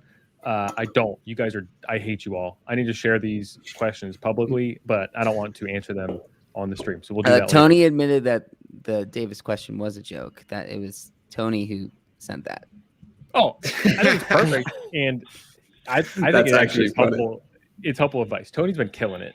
Really, That is so funny. I love it. So let's pivot to projects we're looking forward to, upcoming projects, or even reveals. I guess is a slight cop out. I want to go first, but I think someone's going to take mine, so I'll have to go scrambling. But I'll leave it. I was going to Babs first. We'll go to Trey first if you have one project that you care about in the next. No, okay, no, not Trey. Gump. I was just looking up. I don't have anything off the top of my head that I'm super stoked about, but we'll see. You're not going to make it then, because very well could be. Very well could be. Okay, then now we have redacted status, so the stream is over, I believe. Is that correct? I'm kidding. Gump, what do you have? Number one, there's a mint coming up. You need a lot of stack for it, so stack, save, success. Number two, okay, for real, the one I'm excited for is the Kaiju Kings. Those were supposed to be this morning at 11 Eastern. Yeah, there were a lot of people talking about Kaiju. I haven't looked at the supply. There's maybe 1,500 left. I don't want to run into a Metbot situation. I'm a little worried about that, but that's definitely the drop or mint I'm looking the most forward to. We don't have a date or time yet. They said they give 24-hour notice. Other than that, the Mecha reveal, I can't imagine not having those in my wallet. So pretty pumped about that. Gump, you holding, or what are you trying to do? I've been saying the opportunity cost is too high to sell for 5 or 6 when you are talking about 3-digit sales. That's if you're in a good position where you don't need that money and you can afford to sit on it, I do think that probably is the play, as much as I hate to say it. Yeah. I'm talking about hitting the Babs here. Yeah. And I send your shit to Babs. Yeah. I sold the number 11 Oni pre-reveal, and it haunts me every day of my life. 30 sale, 45 offers. It's like I'm just holding it. So that's my next couple of days. Yeah. And what if you sold one of the two, and then that was the one that was the rarer one, and that's what I was going through. I sold. It was the last one, and I thought about holding one back. Didn't do it. So yeah. XG, what are you looking for? I mean, I'm mainly looking forward into the Mecha reveal. I feel like I'll feel more comfortable holding, going into reveal if I had more than 1 or 2, because then I feel like your chances are just much better to recoup everything you paid for off of 1. Mm-hmm. And you have 3 chances to hit that. Yeah. But if you just have 1, I would recommend just not going into the reveal with it, because I do assume it is going to drop at some point. But I'm also interested in I think it's a Duo SX or the Nexus or whatever they're called. Yeah, I was looking at that one. Yeah.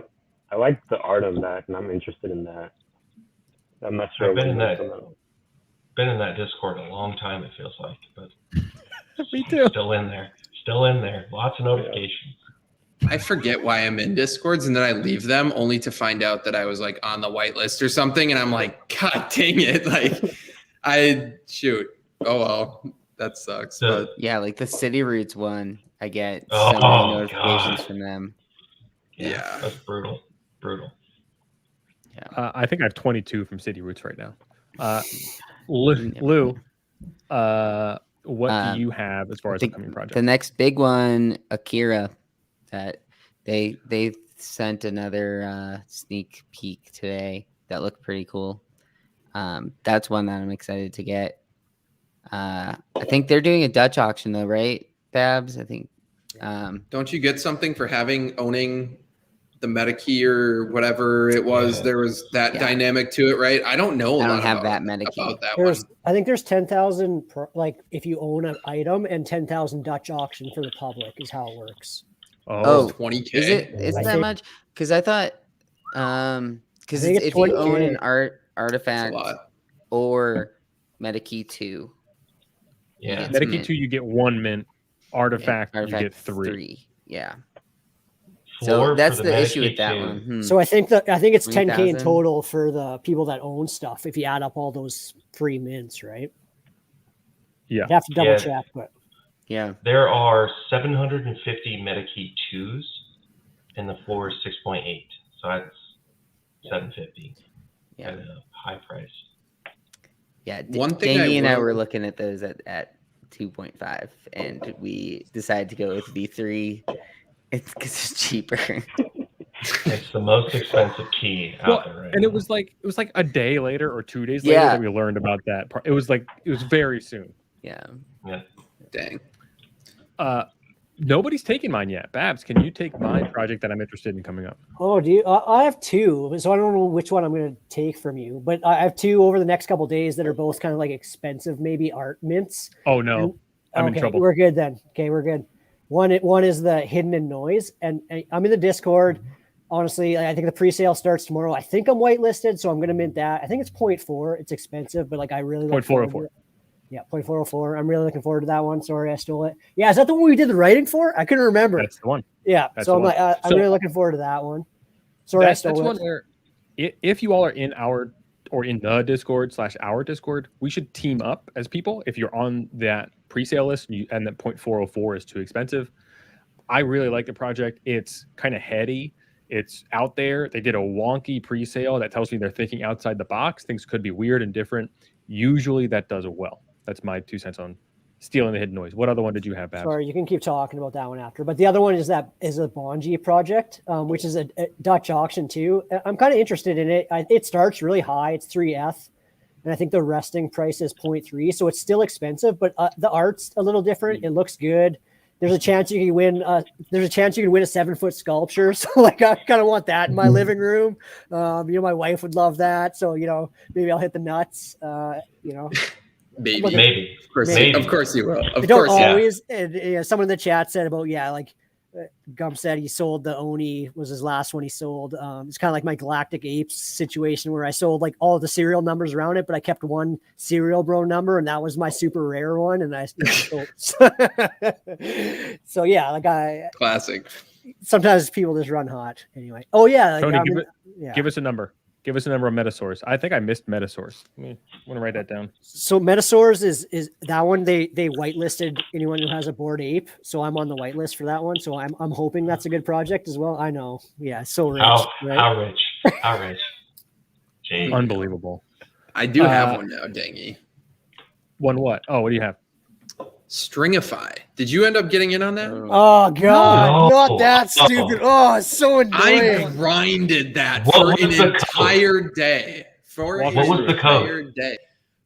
Do not open, I think, was the first one. It's a different code every time. It is. Annoying. They switched it. So like you had to type in do not open when the door was open. And it wasn't that first day that we found out about it. It was like open for maybe 30 to 60 seconds, if that, and then they shut it.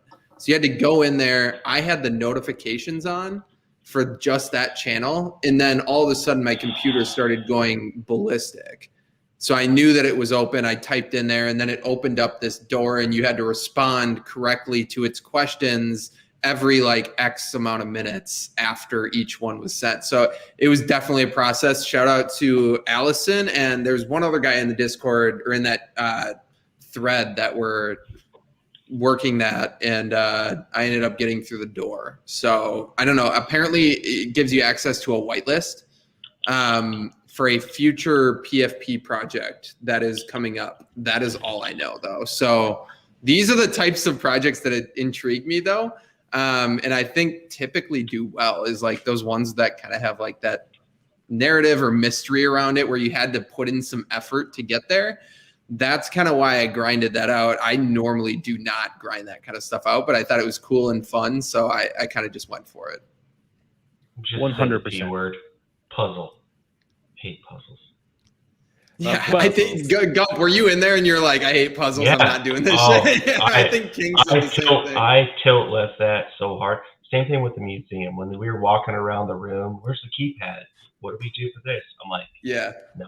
I'm gonna get roasted on this puzzle. Nah, I love that stuff. I'm out. That stuff is fun. I like that kind of stuff. I wonder if the divide is kids versus no kids because I do have kids. I just can't handle them. Trey likes it, no kids. I have one of my buddies, Mahoney, in the Discord. He likes them, no kids. Lou, do you like puzzles? Love puzzles. Great, checks out. XG, puzzles. I'm not a puzzle guy. Do you have children? No. Oh, okay. Well, you broke it. Anyway, I broke it. Don't bring up puzzles to Tony and I, because we grinded some of the pirate puzzles. Yeah, I forgot about the that. Pirate Treasure Booty Club. Got one of them. Oh, But yeah. And then you could have sold it right away for a ton of money, and then you held it too long. I don't think any of them sold more than 2 ETH. That's which a was lot, though. very unfortunate because Dude, those were cool. like If they it was did gonna that be now, I feel like they would do so much better. And if they released it on an actual website they did it rather on than an OpenSea. OpenSea drop, Yeah. yes, they would do. That was actually kind of cool. I enjoyed that. Bab sold one for 0.6. It'll always be the front cover of the Padlet in my head. Love it. Yeah, I think the one that I got from a puzzle I sold for maybe 0.6, like that, because it didn't sell out and people still are have already mine. down on it. Just unfortunate. well, thank you all for showing up, for hanging out with us during the pizza party. This Discord is, I think it is special. I don't know what it is yet. This group of people, we have fun, we make money. I say that I cry. It does. It feels rare. It seems different. It kind of like checks all the boxes and shit too. It does. Solid dev team. It's good. Yeah. But really, thank you all. It's been a lot of fun so far. We're going to keep having fun. Babs, do you have any parting words? I just wanted to ask Gump one question. Who's your favorite Backstreet Boy? Oh man, probably Brian, who was the guy that I saw first when we walked up the steps. And I told my buddy. So I went to the game. Won't dox him. It's Iowa Husker in the chat. So we went to the Chiefs game. We had to leave for the rain delay. We're walking up the steps. I'm like, dude, holy shit! It's the Backstreet Boys. He goes, where? I'm like, right there. He goes, well, you have to, like, I don't know what they look like. You gotta show me where they are. So he convinced me to ask him for the photo. And I'm a big Josh Allen guy, so I got to see him. Big Backstreet Boys guy, got to see him. So it was a pretty big night. Gump, which one is Brian? I don't know Brian. He's like the next best looking one other than Nick. Like he was the He's next the previous shorter one, guy. right? Yeah, there was only 3 of them there. He has like a beard or goatee. He's the one Yeah, with he's the got a goatee. goatee. He's like the That's shorter, good looking Kevin. one. That's Kevin. No, yeah. Brian's like the shorter, good looking one. Where like Nick and Brian were the 2 good looking ones. The other 3 were kind of like off to the side, right? Yep. Well, no. So it was AJ in the back, Kevin on the left, Brian on the right. Howie and Nick were not present. So, yeah.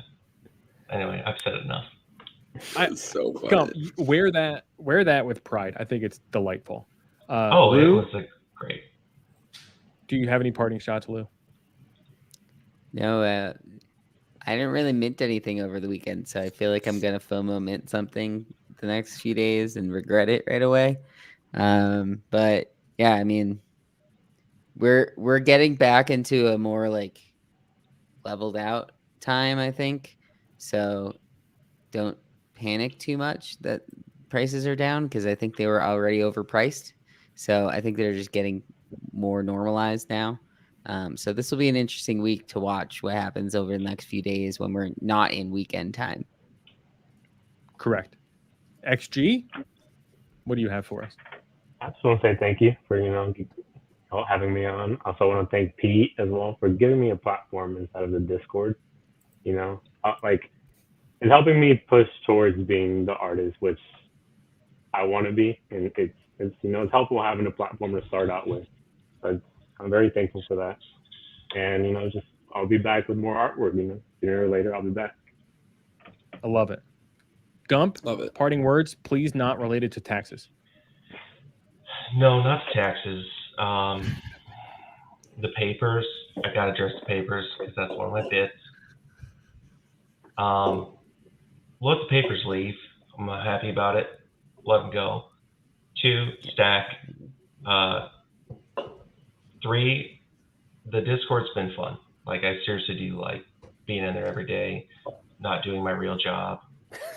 I hope no one's working or watching where I work. If you are, still doing okay. But no, this has been fun. Thanks for having me on the show. Trey, what do you have? Yeah, I haven't. It's been a while since I didn't mint a whole lot over the weekend. I sold a lot of stuff. I've held so much stuff. I've gotten a little bit lazy with listing. So listed a ton, sold a bunch of stuff here over the weekend, just trying to maybe make my bags a little bit lighter going into Q4 here. Just kind of trying to position myself. I might even go and second guy some stuff, just kind of trying to reposition my NFT portfolio, the ETH portfolio overall heading into this, what could be a pretty crazy Q4. So kind of where I'm at with that. We'll see where things go here. This, like Lou said, this should be an interesting week. If you're worried about the bear market that we're going straight down, I mean, look at the sentiment in our Discord a few weeks ago when we kind of had that same feeling, and then all of a sudden it was bull markets back on and things were just ripping left and right. So the sentiment can change really, really quick. So don't panic yet. I think we still maybe got some runway. If you're itching for a mint, basement dwellers, they're trotting. They're not sprinting. They're not crawling. They're trotting. That is, I don't mint it, Ori. Nice. That's a message for you. Do not mint They're it, not Ori. even on the highway right now. No, they're trotting. They're like, I don't even know what they look like. I'm just looking at the 721 highway. Could be a thing. Look at that. The other thing that is going to happen is if there are these massive mecha sales after reveal, like that's pulling a lot of liquidity out. And so, yeah, I think that's part of what brought some of these projects down, is they were selling off in order to buy. I heard on one of the podcasts that I listened to that this guy sold off one of his apes at 45, which was lower than it should have been, like 50, 60, but it's because he went and bought 10 mecha. So I think that is part of what's driving this right now. So you just gotta get the mechas out of here, and then we'll be good. Last words from me, and therefore the show, I guess. Find some weird projects. We like, some of us in the Discord at least like DOM. As far as a nerd, I'm in it for the tech. He does a bunch of weird stuff with tech. Apparently, he has a game coming out in 2022. He hinted at hiring and then deleted the tweet. Hiring in early 2022. That's the Blit Maps, the Blit Knots, Sup Drive, and then one other that I forgot that Keegs will yell at me for not pumping. So they're very expensive, but I loves the Blitz. They're cool. They're weird. They're different. I think they're great. What, Trey? Oh, I'm watching the Indy Baltimore game on the side. He missed the field goal to send it to overtime. Was it Justin Tucker? Did he miss? No, Blankenship. And I'm facing Blankenship in a fantasy matchup. And I maybe got a I'm sweat up by going 1 in my point. showdown. So that was very big for me. Yeah. Good for you, Lou.